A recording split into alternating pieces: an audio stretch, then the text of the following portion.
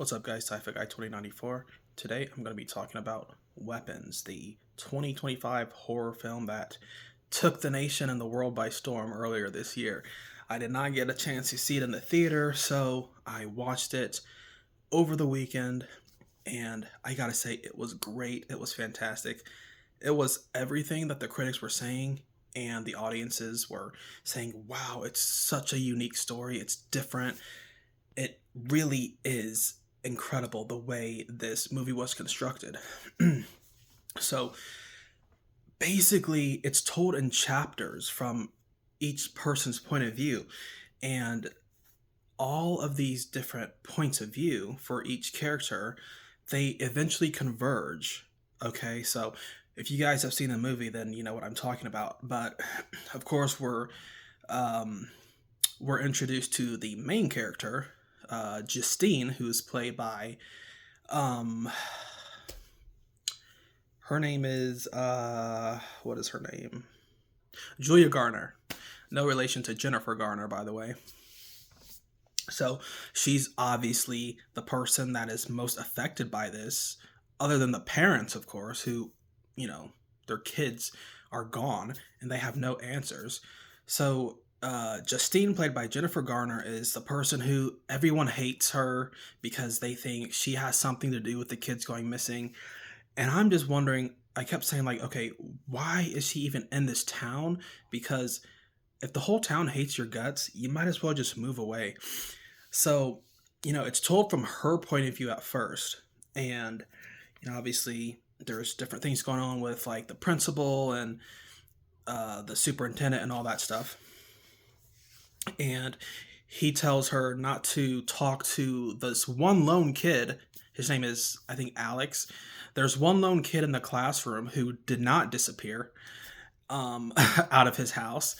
And they're like, yeah, it's not good to have contact with this kid.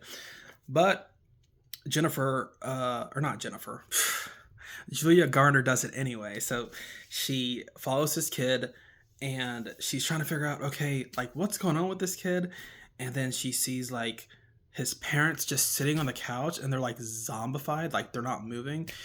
And it's just like so bizarre.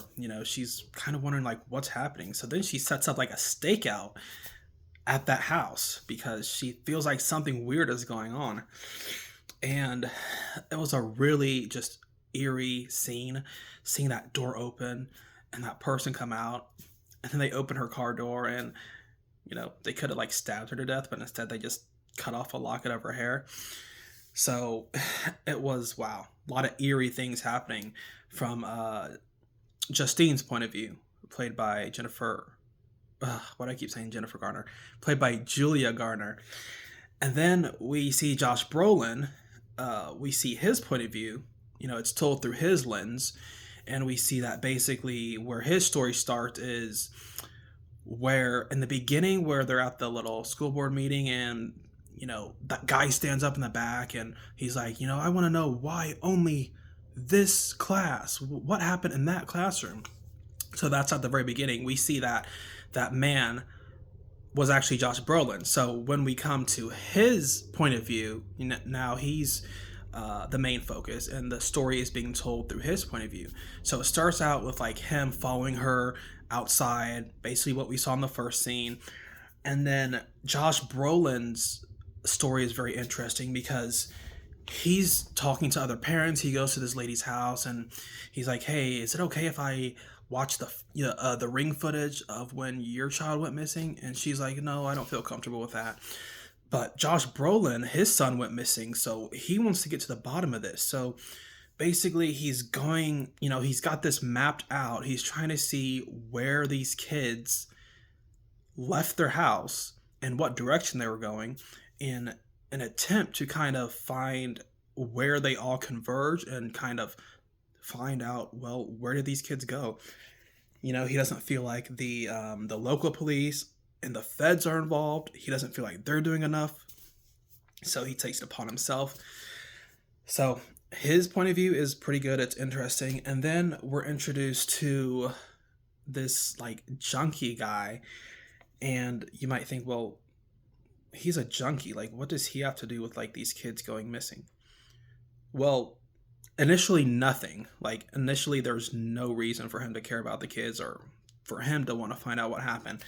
But he's kind of like a thief. He's, down on his luck. He's got to feed his habit. So basically he breaks into this house to steal silverware and other valuables and accidentally stumbles, upon something that is that would be very important for the police to know. So, um yeah, he actually stumbles into, let's say, the lion's den, so to speak.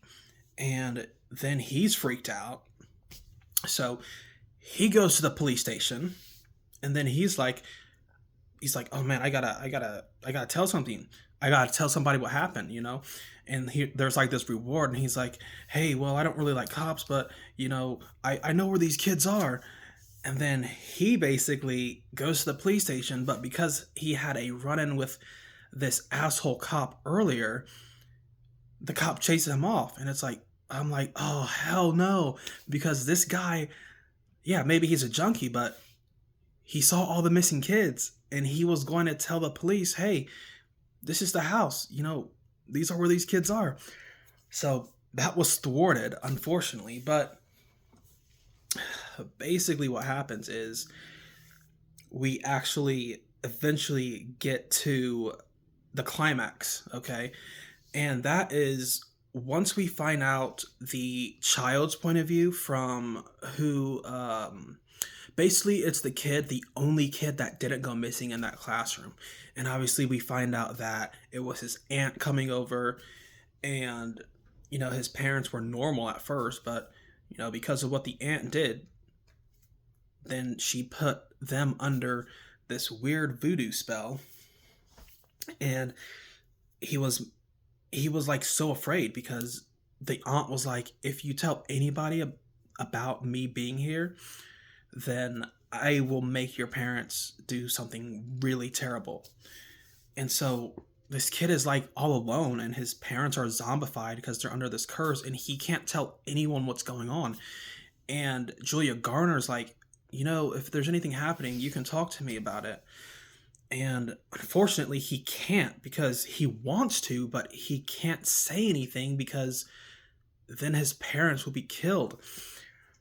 So, anyway, this movie is just, it's absolutely, oh my gosh, this is one of the best horror films I have ever seen in my life.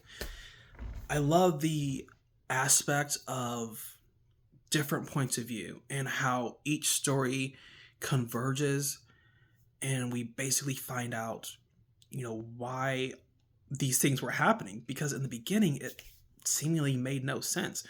And it's not till the point of view from the child is told with his aunt coming over that we really figure out that was the main plot line as to why things happened the way they did.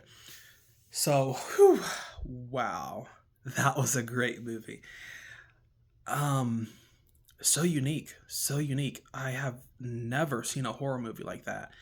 If you guys have seen any horror movie like Weapons before, or something along the same formula, I know that not all movies are told in chronological order as the events happen.